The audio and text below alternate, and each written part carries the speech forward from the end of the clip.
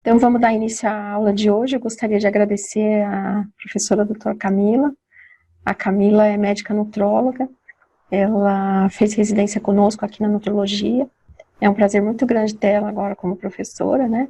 Ela é médica assistente do Centro de Cirurgia Bariátrica, do HC, da Faculdade de Medicina de Ribeirão Preto. Gostaria de agradecer a presença de todos os professores que estão aí. Como sempre, então, vamos ter a aula.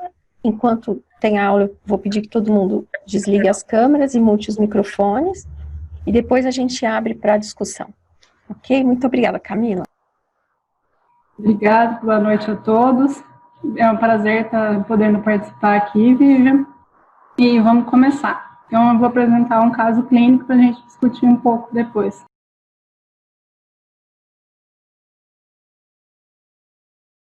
Então, a gente tem a obesidade como uma pandemia, tá? E uma das dificuldades que a gente tem no tratamento da obesidade é que tanto a equipe de saúde, os pacientes, os familiares, às vezes têm dificuldade de enxergar essa obesidade como uma doença. E quando a gente pensa em tratamento clínico, se a gente tiver uma perda de 5 a 10%, a gente tem melhora das doenças associadas, melhora da capacidade funcional do nosso paciente. Mas se a gente for pensar num paciente com IMC de 99, 5% do peso não vai fazer muita diferença, tá? E uma das dificuldades que a gente tem na hora de tratar é que os pacientes tendem a vir em busca de tratamentos milagrosos, que vai resolver o problema de um dia para o outro e que não vai exigir grandes mudanças, e que ninguém vê como doença crônica.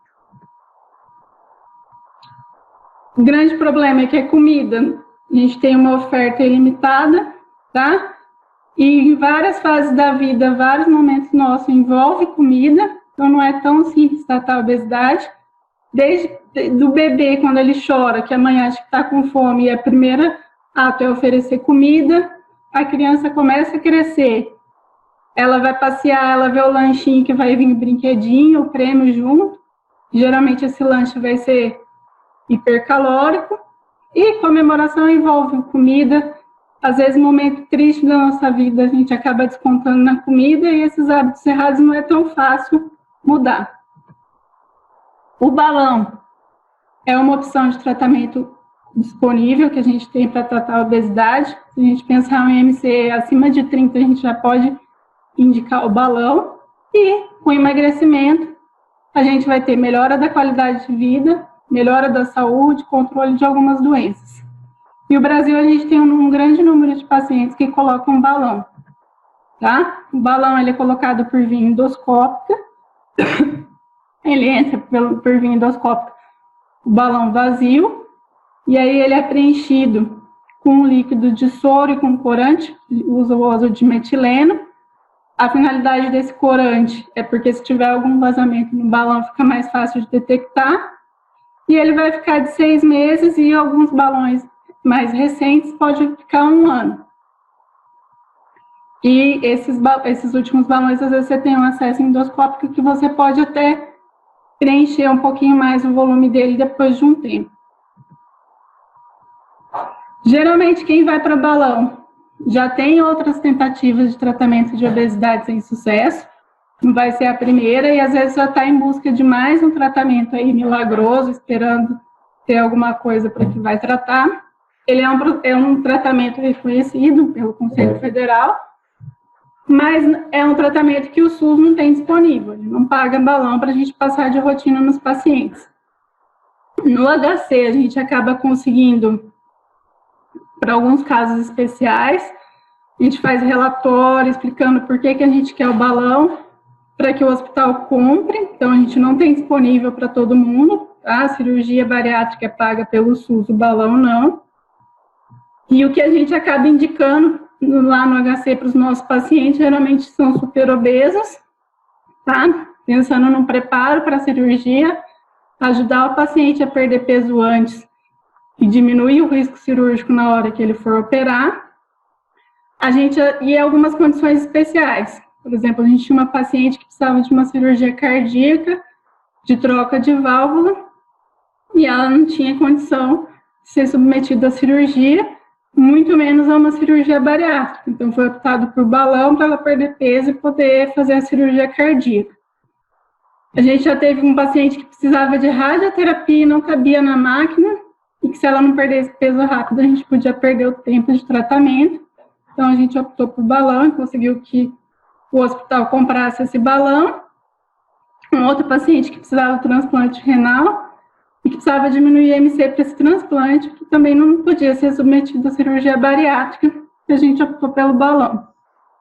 Mas de rotina para IMC de 30, a gente não consegue no hospital onde é 100% SUS.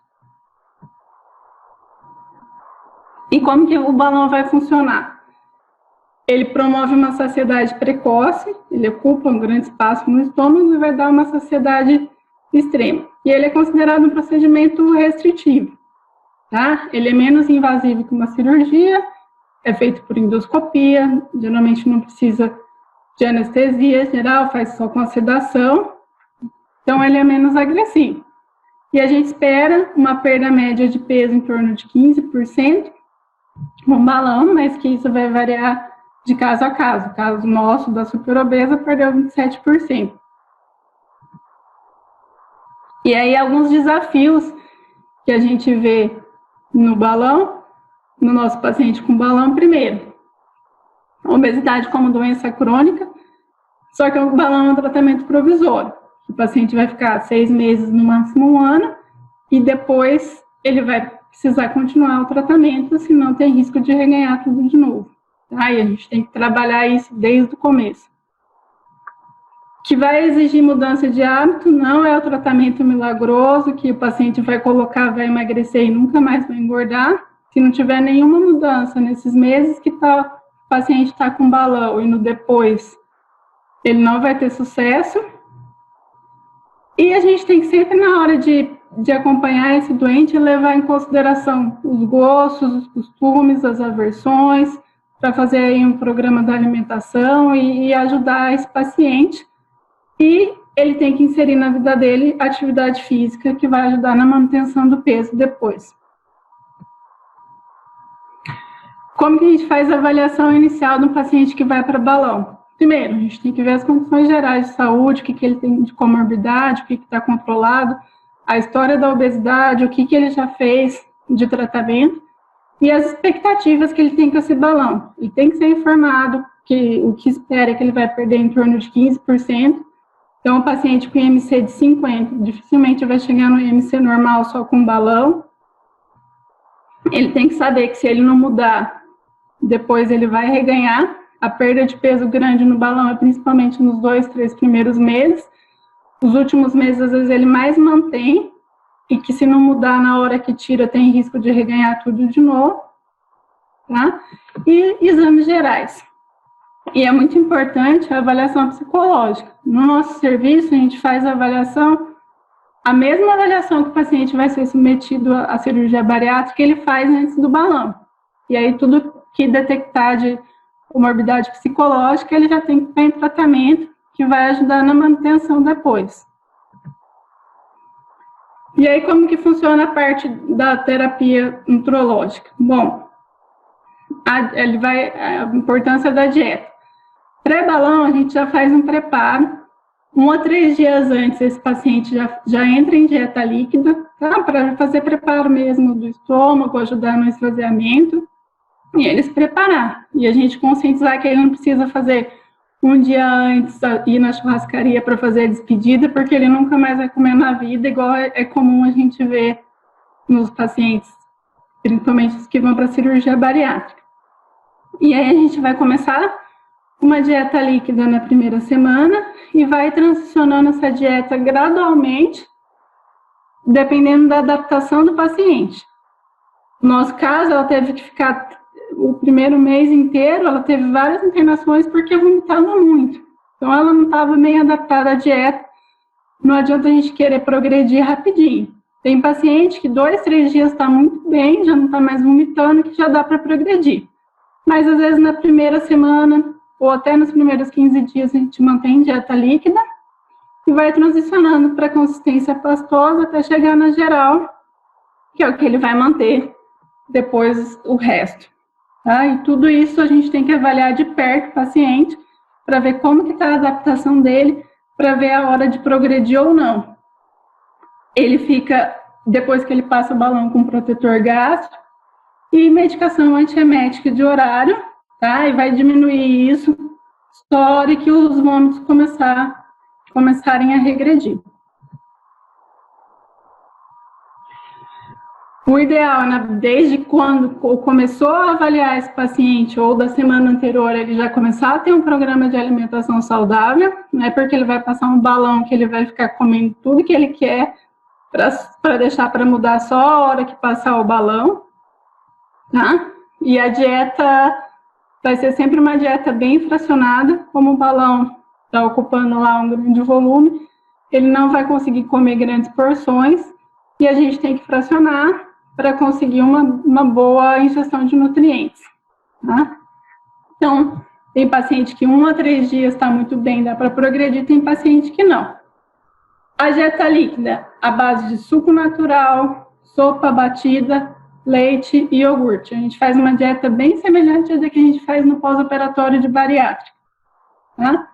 Água não tomar nas refeições, deixar para os intervalos, mas sempre frisar com o nosso paciente a importância da hidratação nessa primeira fase aí, que é o que vai ajudar ele a melhorar e se manter bem.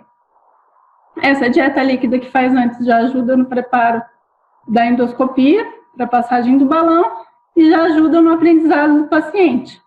É melhor começar antes do que esperar depois que ele está com balão, com dor, com mal-estar, com náusea, para ele começar a fazer. E a gente tem que trabalhar o paciente que ele não passa fome, tá? Na verdade, principalmente no começo, ele tem uma sensação de saciedade extrema, ele não tem vontade de comer, não tem vontade de beber. A gente tem que conscientizar ele a importância de ingerir o líquido para a hidratação, e é uma fase de adaptação. E aí ele tem muitos sintomas de náusea e vômito nesse começo, e a nossa preocupação tem que ser a parte da hidratação. Até o 3º dia, cuidar com distúrbio hidroeletrolítico, tá? Nessa fase é a fase maior de vômitos. Tem paciente que vomita muito no 1º ou 2º dia depois que passa o balão. E líquidos gelados ajudam a minimizar as náuseas. Depois do 3º dia, a gente já começa, então, a sopa, os sucos, os leites, com uma dieta com aporte calórico melhor do que só a hidratação, e a água. E aí ele vai ter que tomar de golinho em golinho, devagar. A gente orienta eles tomarem um copinho ou xicrinha de café, 50 ml por vez, bem devagarinho, que aí facilita a aceitação. E como eu já falei, eles estão sempre com medicação para náuseas. A dieta pastosa é uma dieta que já começa mais perto de uma rotina normal, não é mais aquela dieta que fica de hora em hora, tá? E para ele já estar treinando uma boa mastigação, o comer devagar. E a gente sempre vai frisar que líquido não vai dar certo junto com a refeição. Ele tem que se hidratar nos intervalos, mas que na hora de comer ele se preocupar mais com o alimento e não tomar líquido junto. E eles ainda podem necessitar de medicação para os antieméticos nessa fase. A gente só vai tirar a hora que vê que ele está bem. E a transição é caso a caso, não existe uma fórmula, não tem paciente que em 3 dias está transicionado, tem paciente que a gente tem que demorar mais dependendo da adaptação dele. E aí na 3ª, 4ª semana é quando a gente já consegue introduzir a dieta de consistência geral, sempre fracionada. Como ele vai ter pouco volume, a dieta vai ser pouco volume por vez, não dá para ele fazer uma dieta que vai comer 2 vezes por dia, porque senão ele não vai ter ingestão de nutriente nenhum. E as recomendações que a gente faz, geral, evitar alimento açucarado, hipercalórico e a mastigação, tá? Sintomas que a gente tem que ficar sempre atento, que pode incomodar, ele pode ter pirose e sintomas de refluxo, quando ele estiver com balão, e a náusea e vômito, que tem gente que os 6 meses vai sentir. E se qualquer fase eu achar que piorou muito, que o paciente estava bem e começou a vomitar, eu posso regredir a minha dieta para depois voltar a uma progressão. Não precisa, não é uma coisa fixa e rígida. A partir do momento que ele já está adaptado, geralmente no final do primeiro mês, que está bem, a gente vai manter segmento mensal com esse paciente para trabalhar a parte de reeducação alimentar, de mudança em relação necessária para o tratamento da obesidade, as mudanças crônicas, frisando que essas mudanças são para o resto da vida, tá? E aí trabalhar que é importante o paciente aprender a diferenciar se ele está com fome ou se ele está com vontade de comer alguma coisa, tá? Trabalhar a vida social, tem paciente que tem festa e evento todo dia, e é difícil, às vezes, você conseguir manter o peso, tendo que, vou numa festa que todo dia vai ter bebida alcoólica, ou que vai ter comidas diferentes, ele tem que saber trabalhar isso dentro da rotina dele. O fracionamento, principalmente na fase que ele tiver com balão, é importante, visando uma ingestão adequada de nutrientes, e que essa mudança do estilo de vida tem que ser duradoura, para sempre, para ele ter sucesso com o balão, ou no caso da nossa paciente, que ia para uma cirurgia bariátrica depois. E a gente sempre trabalhando a qualidade da alimentação, procurando melhorar com alimentos mais saudáveis. Quando a gente for retirar o balão, de 1 a 3 dias antes a gente faz dieta líquida de novo, preparando para o esvaziamento desse estômago, tá? Porque é comum, às vezes, encontrar muito resto alimentar, dificultar na hora que o endoscopista for tirar. E aí é a hora que começa o medo e a insegurança. O que vai acontecer a hora que tirar o balão? Pelo medo de reganho de peso e de tudo. A maioria dos pacientes tem que fazer um investimento financeiro bom, porque o balão também os planos de seguro-saúde não cobrem, tá? Então, ele exige mudança para ele não perder todo o investimento dele, de tempo, de financeiro. E aí, o pós-balão, a gente continuar trabalhando com esse paciente para tratamento de obesidade. Ele vai ter que continuar observando o que é fome, que hora que ele está saciado, a hora dele parar de comer. Preocupar que ele tem que melhorar a qualidade da alimentação para sempre, que ele não fez um tratamento, obesidade não é igual uma amidalite, que a gente toma um remédio uma semana e que depois volta tudo normal. Se não for um tratamento crônico, independente do que for feito, não tem sucesso. E a atividade física que tem que fazer parte da rotina aí. E trabalhar, e que aí a parte das psicólogas, a parte de terapia ajuda bastante, é a parte da comida como compensação emocional. Então, ele trabalhar isso, e trabalhar as comorbidades psiquiátricas que ele tem, para ajudar no tratamento de obesidade. O que a gente tem que ter de cuidado? O balão, como um procedimento restritivo, as deficiências são mais raras, mas a gente pode ter deficiência, então a gente tem que ficar atento à parte das vitaminas, na qualidade da alimentação. Se for uma dieta muito pobre, com muita intolerância, com muita restrição exagerada, o risco é maior ainda de ter deficiência, e o paciente que vomita muito também tem.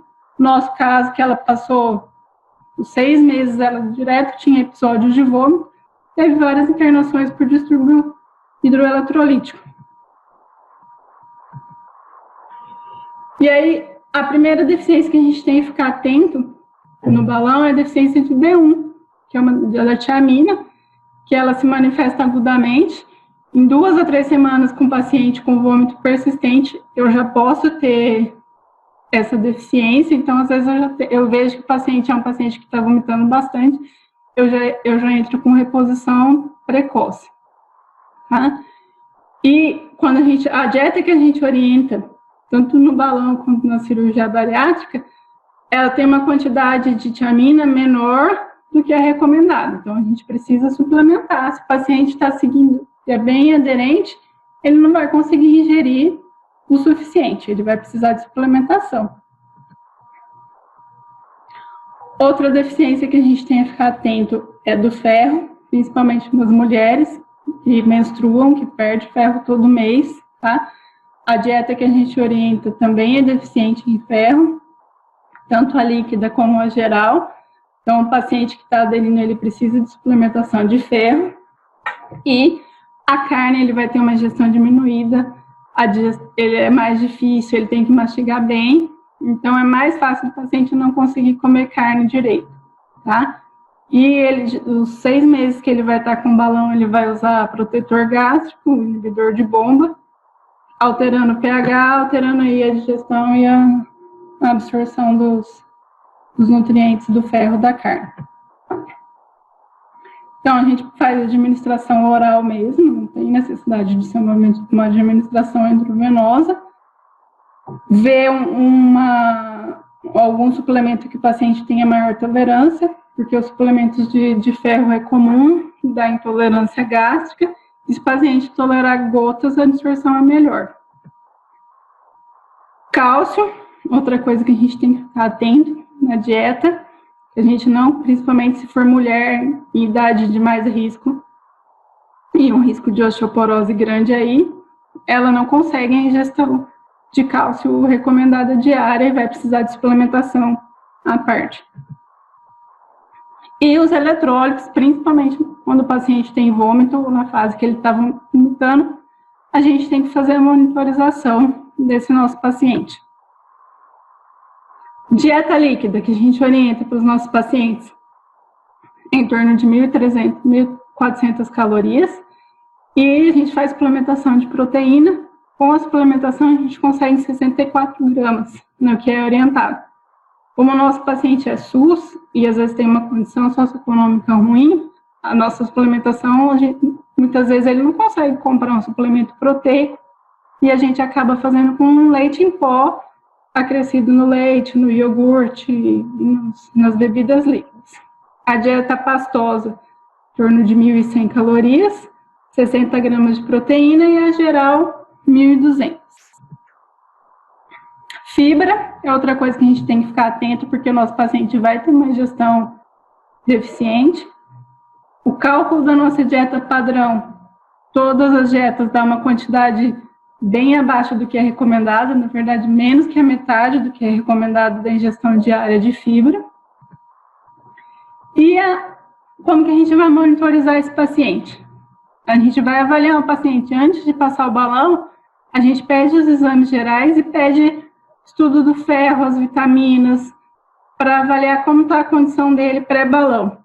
Tá? E muitas vezes o obeso já precisa de alguma suplementação antes e a gente vai começar a suplementação assim que a gente detectar a alteração em algum exame.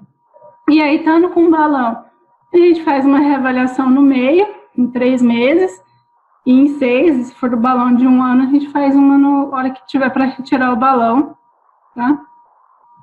Deixando esse nosso paciente com um suplemento aí de polivitamínico contendo esses principais nutrientes que eu falei para vocês. Na primeira semana, paciente vomitando, eu vou fazer dosagem de eletrólitos, vou acompanhar, fazer um controle, glicemia e hemograma para ver como é que tá. Bom, aí continuando no nosso caso,